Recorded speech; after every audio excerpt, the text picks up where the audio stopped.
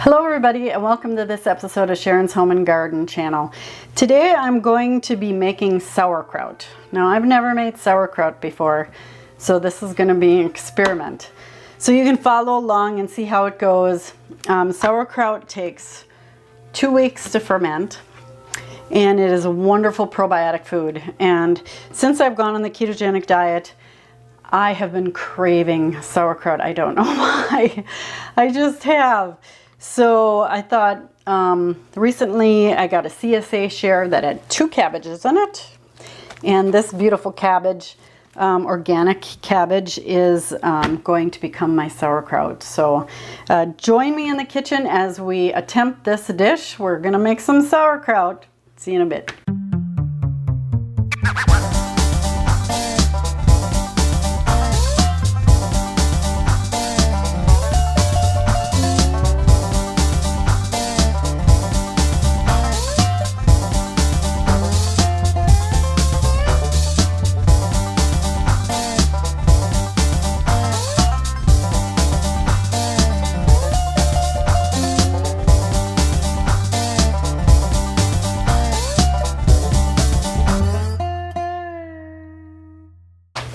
So the recipe I'm using for today comes from a website called theprairiehomestead.com, and we are going to cut up this cabbage, and you want to cut it up and core it.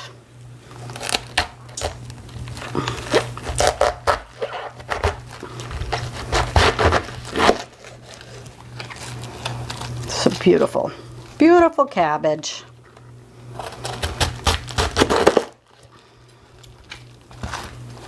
So I'm going to just take the core out.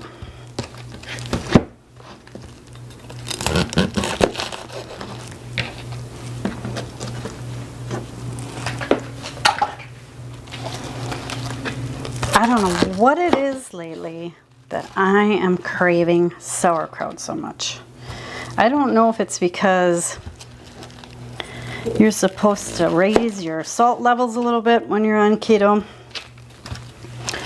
or what, but I have been making this bratwurst and sauerkraut dish in my pressure cooker, and it's so divine. It really is. So it said to quarter the cabbage and then slice into thin slices.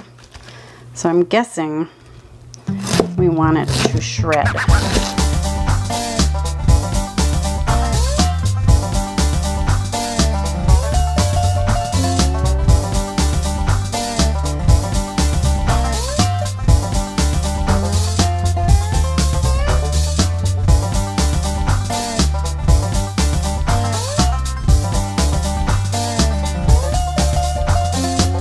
So there you go. You have beautiful shredded cabbage. Now we are going to sprinkle 1 tablespoon of sea salt. I am going to use a gray sea salt here.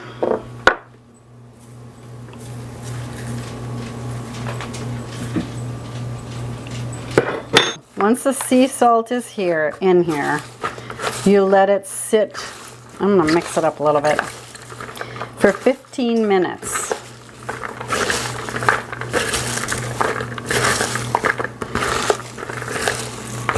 Which is precisely the amount of time I have left on what I'm making. Okay. 15 minutes. We'll see you back here for the next step. So this cabbage has been sitting for 15 minutes. I'm going to give my hands a quick wash. And now we are supposed to mash, knead, crush this whole thing. Just mash it up. And they said use whatever you want. You can use a mallet. You can use a spoon. Just mash it. And they said to mash it for 8 to 10 minutes. So I'm gonna get in here. I grabbed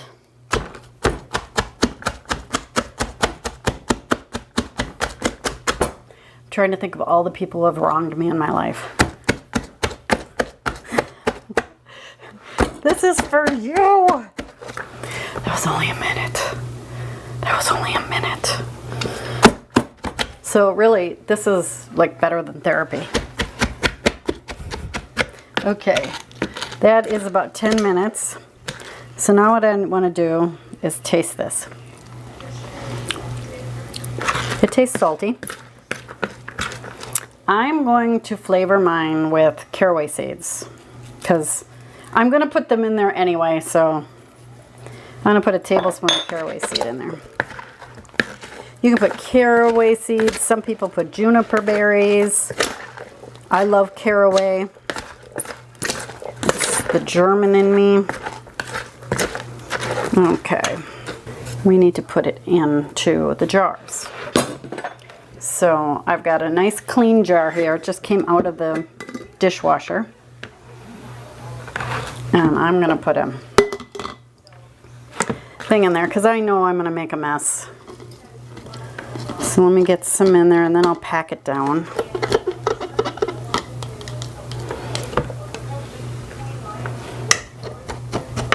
So you're supposed to leave 2 inches of headspace on the top. Okay, so I have a brine solution here. This is 1 tablespoon of fine sea salt in 4 cups of non-chlorinated water. I poured it out of my Brita. And then you want to make sure the cabbage is covered.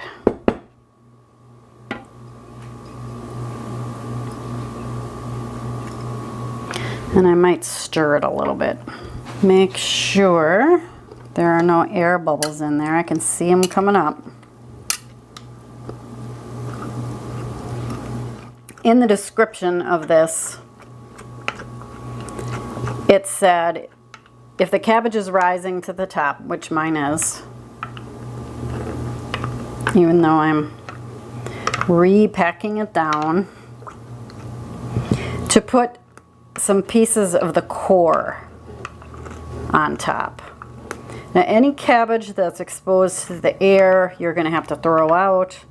So I might put just a teensy bit more in there.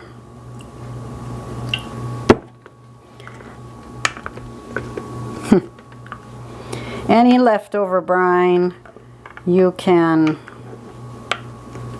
put in the fridge and use the next time you make sauerkraut. There.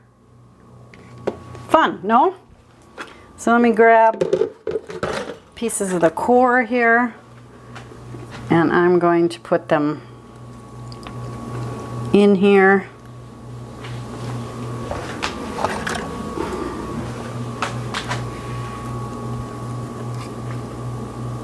That looks good.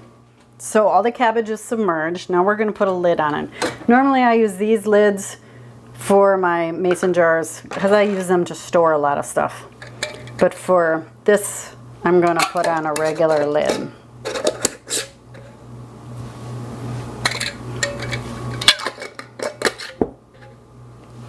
So now you just put it in a cool location, not sunny, and just let it go to work. And one thing you do want to do is you want to burp these jars every day. So let's see what happens. So here it is. As you can see, I'm not nearly as tan as I was, and I wore the same shirt for continuity, but I forgot to film an ending for this video. But here's the finished sauerkraut. It smells just like sauerkraut. It smells really good. I'm really glad I added the caraway seed in there because the caraway adds a really nice flavor. You gotta like the flavor of caraway, but it's really good sauerkraut. Now, as long as your sauerkraut is submerged in liquid, it will not get moldy. But this sauerkraut will last in the refrigerator from 6 months to a year. So it hasn't even been a year for this particular sauerkraut. It's almost April. I think I made it in August or September, something like that. And it still smells as fresh as when I opened it up, you know, after being in the fridge for about a week. So I fermented mine for 2 weeks, I believe. I can't remember. I'll put it down here. And you have to burp your jars every day. Now they do make things that go on top of your jars that will let the gases go out. And I haven't bought it. I didn't know at the time if I wanted to spend the money to do it. They make bigger sauerkraut jars or fermenting jars that have the lids on them that will allow the gases to escape.